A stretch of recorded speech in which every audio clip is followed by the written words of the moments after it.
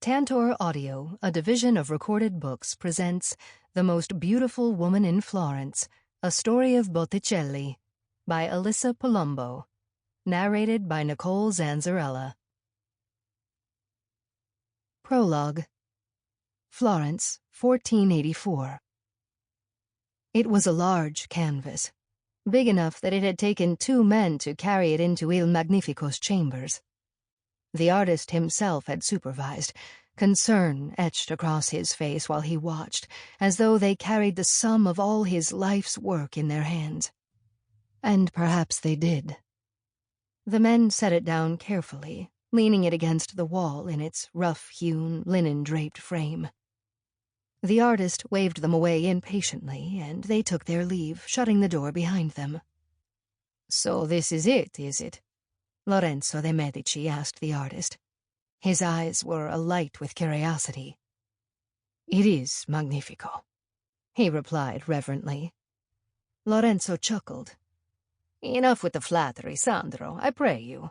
You already know I will help you in whatever ways lie within my power, no matter what." "Why, then I might ask of you anything on God's earth, I think," the artist said. This time his words were teasing, those of an old companion to his friend who has risen high, but the artist's face remained somber. For him, this was the most serious of occasions. Lorenzo felt his face tighten into a similarly somber expression. He had an inkling, more than an inkling, truth be told, as to what was on the canvas. "Do not keep me in suspense, amico." He motioned imperiously at the canvas, a man not used to being kept waiting, even by a friend. "Let me see." The artist closed his eyes, resting his forehead against the frame in a brief moment of silence, before he pulled back and finally nodded. Slowly, he slipped the cloth from the face of the painting. In that instant, Lorenzo de Medici was struck speechless, a sight no man could claim having witnessed before. There were the colors, pale blues and greens and pinks and yellows, subtle yet somehow vibrant, and the extraordinary way the maestro had somehow managed to capture motion, of all things, on a canvas. The flowers tumbling to the ground, the wind lifting and tangling locks of hair, the folds of a skirt, the cloth of a robe. But it was the center figure, the focus of the painting, which struck him most. She stood in a seashell upon the waves, with unblemished, alabaster nude flesh, soft, rounded, inviting curves, clothed only in what seemed to be miles of reddish golden hair.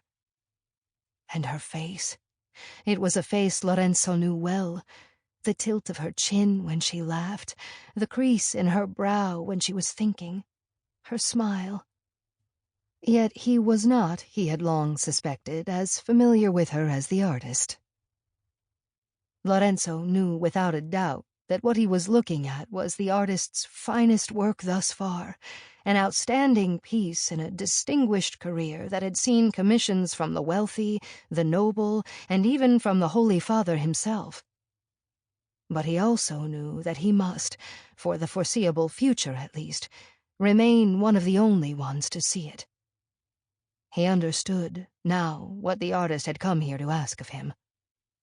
Yet still, he let his old friend speak first. "It has been years in the making," the artist said at last. Lorenzo turned to face him. "Yes," he said. "At least 8 years in the making, I think." He focused again on the painting, on the woman in the center, a woman he had seen at his dinner table and in his garden and in his library. He smiled. Yes, she could usually be found in his library. "It is her," he said. "I almost expect her to step from the canvas. You have captured her, Sandro, as no one else living could have." "It was never my intention to capture her," the artist said, his voice rough. Lorenzo was surprised to see tears in his friend's eyes as he studied the woman he had rendered in paint. but rather to set her free, to let her live again. And so you have, Lorenzo said, his voice catching. Damn it, but Sandro will have me weeping in a moment as well. He sighed. I would ask why you have brought her, here, but I believe I already know. Yes. The artist's eyes were earnest as he faced Lorenzo. I cannot keep it, even if I could bear it. The church... Indeed, Lorenzo said. Holy Mother Church would find much here to censure you for, even if you did just paint His Holiness's little chapel. Yes, the artist said. But you can keep her safe. I could not bear to have this work confiscated or... Lorenzo put a hand on his shoulder. Worry not, old friend. I shall put it in one of the country houses, out of the way, where no one goes except by invitation. And if people talk, well... He shrugged. I have been accused of keeping far more scandalous secrets. The artist embraced him. Thank you, Magnifico. As I said, none of that, Lorenzo said, returning the embrace. Both men stepped back to contemplate the painting again. After a moment, Lorenzo added, After all, by now I can tell when you are trying to get into my good graces. You are wanting me to pay for a better frame for your masterpiece, are you not? The artist smiled.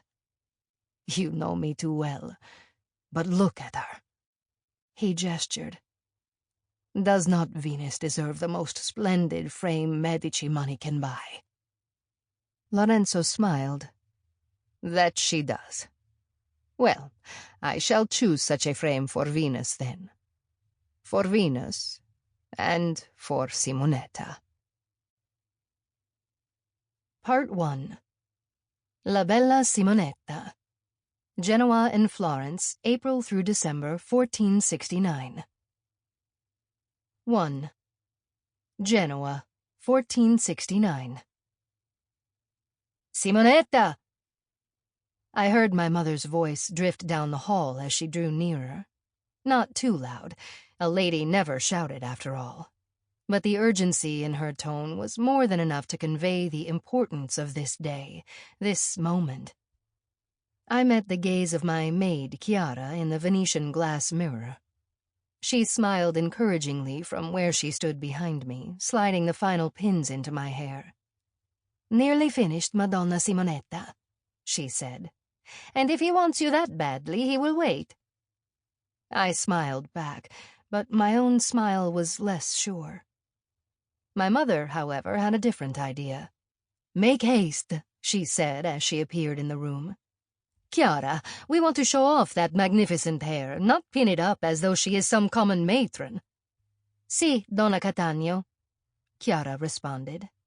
Dutifully, she stepped back from the dressing table, and my mother motioned for me to rise from my seat. Che bella, figlia mia, my mother exclaimed as she took me in, dressed in my finest. A brand-new gown of cream silk, trimmed in fine Burano lace, with roses embroidered along the collar and hem. A strand of pearls encircled my neck, and the top strands of my gold hair were artfully pinned back, allowing the majority of it to spill down my back to my waist. As always, she said. I smiled the same uncertain smile I had given Chiara, but my mother did not notice. He is already quite taken with you, and when he sees you tonight, he shall be positively smitten. I had only met Signor Marco Vespucci once, and at a mass no less. He was a Florentine, sent to study in Genoa by his father. He was known to my father somehow, and approached us in the church of San Torpette that day with, it seemed, the intention of being introduced to me. He had bowed and kissed my hand and paid the same extravagant and foolish compliments to my beauty that all men did, so I had scarcely paid him any mind. He was handsome enough, but then many men were handsome. Apparently, though, he had not forgotten our encounter as easily as I had.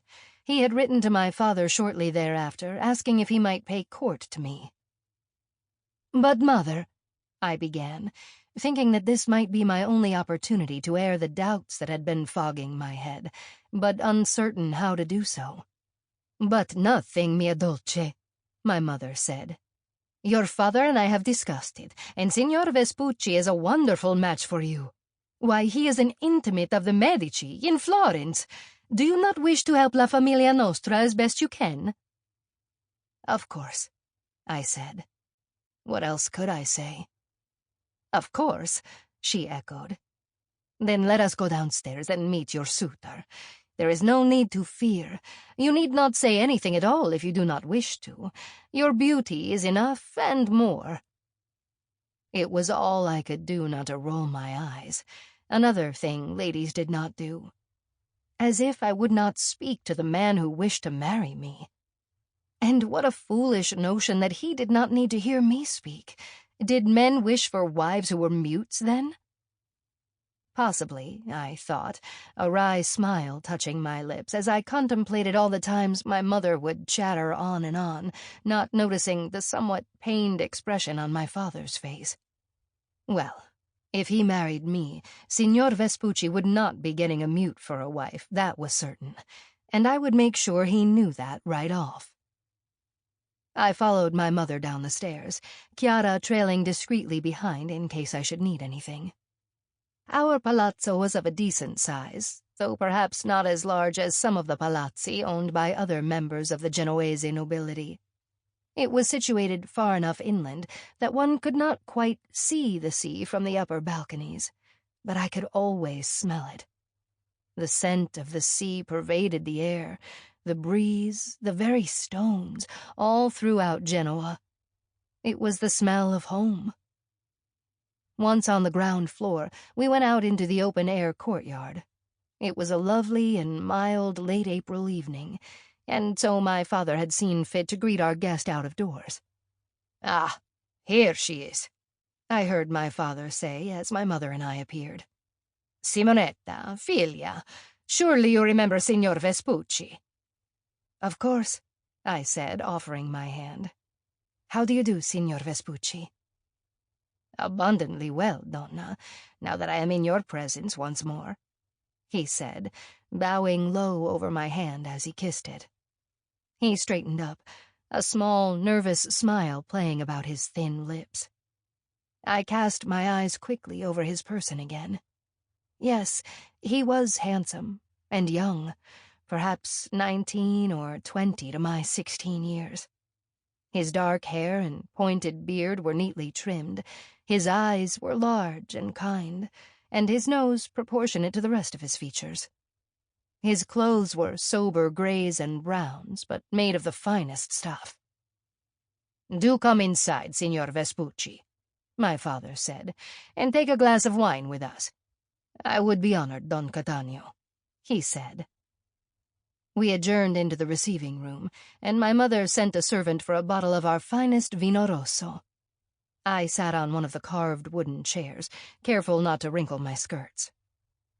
I could feel Signor Vespucci's eyes on me, but directed my gaze modestly to the floor, pretending not to notice. "Are you going to speak to me, signore, or merely gaze at me all evening as though I were a painting?" I wondered crossly. "You are a vision, truly, Madonna Simonetta," Signor Vespucci said at last. "I wonder that the sun dares shine and the flowers dare bloom in your presence." I bit forcefully on the inside of my cheek to stop myself from laughing. All men, it seemed, fancied themselves poets, but few were worthy of the name.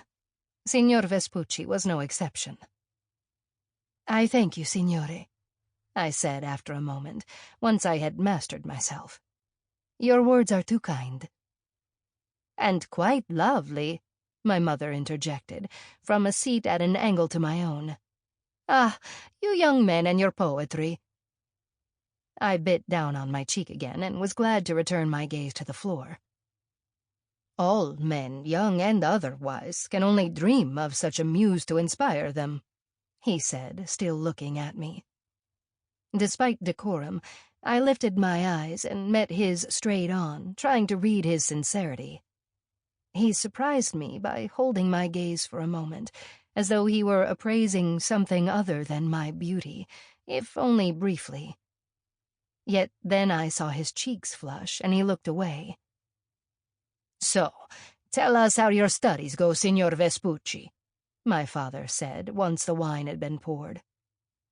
My suitor took up this topic eagerly, telling us in great detail everything he was learning about the art of banking, and how he hoped his new skills would serve him well when he returned to Florence, the city of those famous master bankers themselves, the Medici. I could not bring myself to be interested in his talk. Numbers and ledgers and accounts were hardly my forte. Yet what intrigued me was the light in his eyes as he spoke, the life in his voice, and his enthusiastic hand gestures. He sat on the edge of his seat as he went on, leaning forward toward my father, as though his excitement was such that it was all he could do to keep to his chair. I softened a bit toward him then. Maybe he found in his numbers and ledgers the same thing I found in poetry, a love of something outside oneself that nevertheless felt like it was a part of one's very being. And at that moment, that spark of recognition, as though I could see his soul, was far more attractive to me than his handsome face.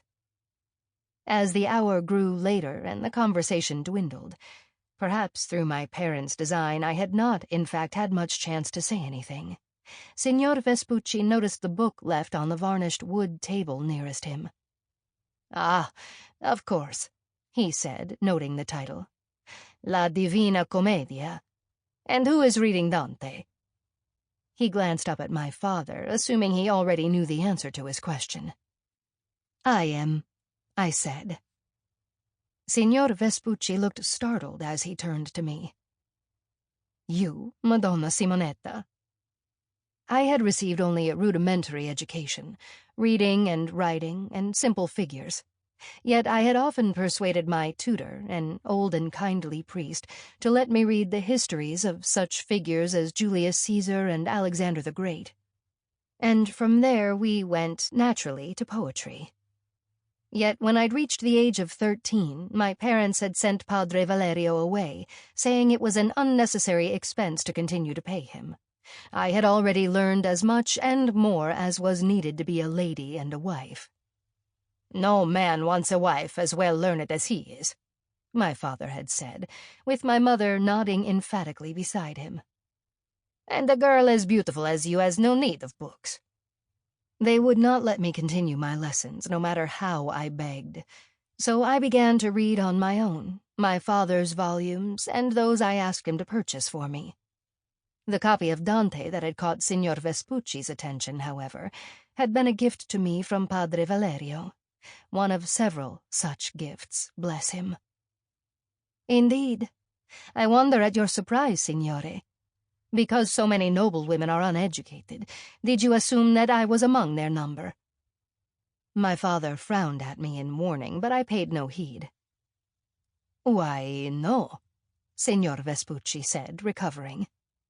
"It is just that it is quite the tome, and one does not always expect a young lady—" Narrowing my eyes at him, I quoted, "Good leader, I but keep concealed from thee my heart, that I may speak the less, nor only now hast thou thereto disposed me."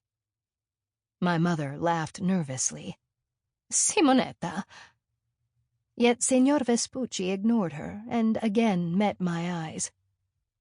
"So I beheld more than 1,000 splendors, drawing towards us, and in each was heard, 'Lo, this is she who shall increase our love.'" Neither of us looked away for a long moment, longer than was appropriate. I felt a strange skip in my heart. It was nothing like the tormented passion Dante described, and yet still I felt my skin flush and my breath quicken. This time it was I who looked away first. "You would be in high favor among the Medici circle, Madonna Simonetta," Signor Vespucci said after a moment of heavy silence, a faint huskiness in his tone. "You have in abundance the two things most prized there, beauty and poetry." "Indeed?" I asked, struggling to compose myself. "Si. Lorenzo de Medici is following in the tradition of his grandfather, the great Cosimo, and is gathering about him the brightest and most gifted minds he can find. Poets, scholars, artists. Nowhere in Italy, in the world, no doubt, are the arts held in such high esteem." I allowed myself to imagine it. Brilliant men, artists, all in attendance on the Medici, discussing their ideas and their art. Would they welcome a woman in their midst? Perhaps, for even here in Genoa we had heard of the formidable Lucrezia de Tornabuoni, mother to the Medici brothers Lorenzo and Giuliano, an intelligent and well-read woman in her own right. "I should like to see it," I said, smiling at my suitor.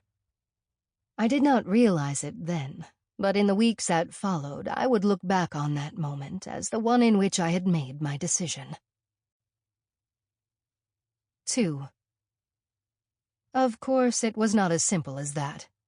Signor Vespucci dined with us again after that, at which time, once my mother and I had retired for the evening, he made his intentions known to my father. Before he could make a formal offer, however, he had to return to Florence. He was almost finished with his studies, in any case, and receive the permission of his family. Apparently he foresaw no difficulty once he told them of my virtue, my goodness, and my beauty, especially my beauty. And so I waited, as was, I supposed, the lot of women. In those first days after Signor Vespucci's departure from Genoa, I found myself missing him. Our discussion of Dante had left me with a fondness toward him, and I appreciated that my cleverness in such things was not off-putting to my suitor. Quite the reverse, in fact. And so I missed him, and perhaps more so, I missed the conversations we had not yet had. I knew that we would have nothing but time for such things once we were married, but even so. And yet, as the days wore on and we did not hear back from him, that very idea of marriage began to grow even fainter and more alien to me. Like the page of a book one has pored over so often that the ink begins to fade. Perhaps it would be for the best if I heard no more from him, for what did I know of marriage or of men? Or more specifically, of this particular man? Knowledge of poetry, a fine mind, and a handsome person did not a good marriage make. Or did it? What more was there, really? I knew I was lucky to have such a young and handsome suitor. Most girls my age were married to men much older than they. And every so often I would remember what he had said about Florence, about the society there, and about what I could expect to find. I did want that, to meet those wise and learned men that Signor Vespucci had spoken of. I did not want to remain in Genoa with my parents all my life, seeing and learning nothing more of the world than my own town. Yet who knew if Signor Vespucci had spoken in earnest about taking me to Florence and presenting me to the Medici circle?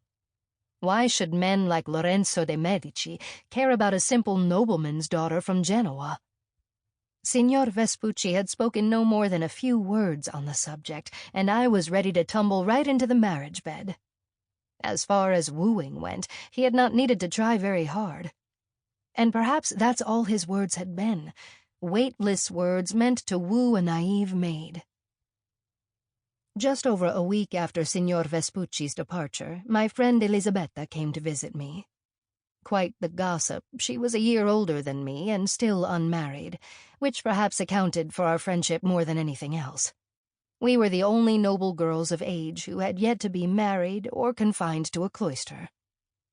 Elisabetta was nice enough to talk to and to visit the merchants with, but often I could only spend so much time in her company before the spite that worked its way into her gossip began to wear on me. We sat outside in the courtyard, wearing wide-brimmed hats to shield our faces from the sun, yet with the crowns cut out so that our hair could be pulled through and left to fall down our backs, that it might lighten to a dazzling shade of gold. That was what the Venetian ladies did anyway, and it was said Venetian women were the most beautiful in the world. "Any word from your handsome suitor?" she inquired as soon as we were seated. "No," I answered. "And what of you? Does your father still have his heart set on Count Ricci?" Elisabetta made a face, and I saw that my words had stung her in a manner I had not intended. The latest gossip about town, for I had Chiara to keep me informed when too much time had passed since Elisabetta's last visit, was that Elisabetta's father, after failing to broker her a marriage between any of the younger scions of the local families, had offered her to Count Ricci, a childless widower nearing 50. I had not thought there was any truth to the tale, but the look on Elisabetta's face told me otherwise. "God forgive me, but I should rather be a nun," she said, primly crossing herself. I laughed off my discomfort. "Let us hope it does not come to that. Do not worry yourself, amica. Surely your father will look elsewhere for a match for you. Pisa, perhaps, or Florence?" Elisabetta waved my words aside. "Bah, Pisa is full of nothing but scholars and priests. Florence, though. Florence, it seems, is the place from which husbands hail." She very nearly leered at me. "As you would know, my dear Simonetta." "I have no husband as yet, from Florence or elsewhere," I said. "You will soon enough, or so I hear." I shrugged in a rather unladylike way. My mother would be appalled. "Perhaps." I could feel her eyeing me from beneath the brim of her hat. "Was he not pleasing to you?" she asked. "Pleasing enough," I said, remembering that strange moment of kinship. "It is just, I do not know that I want any husband yet." Elisabetta laughed. "What else could you do but get a husband?" "What else, indeed?" I murmured. But I knew the answer as well as she did. Nothing.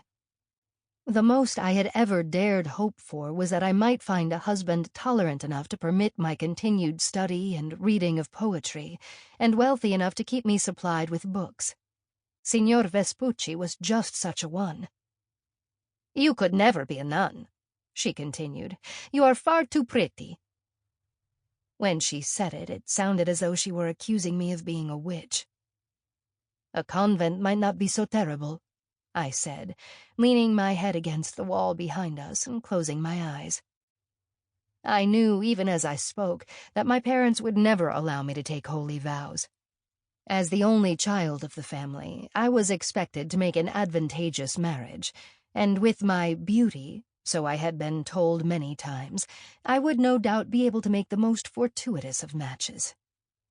Yet the nuns were allowed to read, and the most skilled of them even copied manuscripts. Elisabetta was still watching me. "I heard he has a mistress," she said suddenly. I opened my eyes. "Who? Count Ricci?" "No," she said, her gaze still fixed on me. "Your Signor Vespucci." I felt as though the pleasant feeling Signor Vespucci had planted in my stomach suddenly went sour. "What of it?" I asked, belying my discomfort, or so I hoped. "Most men do."